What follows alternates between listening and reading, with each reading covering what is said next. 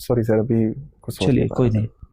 देखिए, ऐसा मुझे लगता है पर्सनली कि संयुक्त राष्ट्र संगठन बहुत सफल नहीं रहा। उसके गठन के बाद से आतंकवाद की घटनाएं कुछ खास कम नहीं हुई हैं, देशों में तनाव है, शक्तिशाली देश कमज़ोर देशों पर अत्याचार करता है।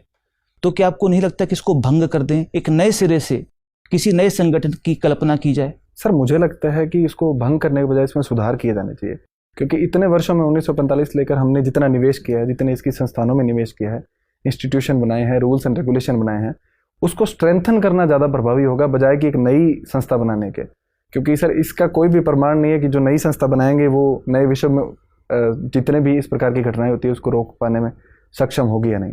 तो अगर संयुक्त राष्ट्र में सुधार किए जाए तो वो ज़्यादा प्रभावी मैं मानता हूं। तो मान लेते हैं आपको एक मौका दिया जाए कि संयुक्त राष्ट्र सुरक्षा परिषद के आपको स्थायी मेंबर्स चुनने हैं, तो कौन से 5 देश होंगे जिसको आप चुनना चाहेंगे?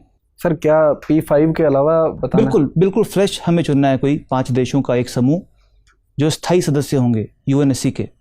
तो आपके हिसाब से किन देशों को उसमें से निकाला जाए, किन देशों को उसमें शामिल किया जाए, जरा बताएं।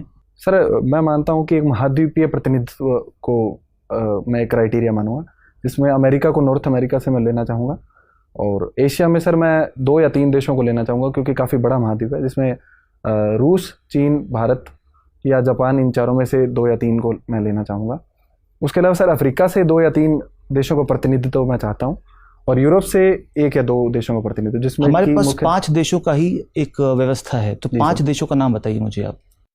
सर, अमेरिका, ठीक है, भारत, ठीक है, चीन, दक्षिण अफ्रीका और जर्मनी। अच्छा, जर्मनी? जी सर। फ्रांस क्यों नहीं? सर, जर्मनी की जो इकोनॉमी है उसमें सबसे अधिक है, और दूसरी बात है कि सर वहाँ पर न्यूक्लियर जो वेपन है वो भी जर्मनी के पास नहीं है सर। तो एक प्रकार से अगर हम डी न्यूक्लियराइजेशन के मुद्दे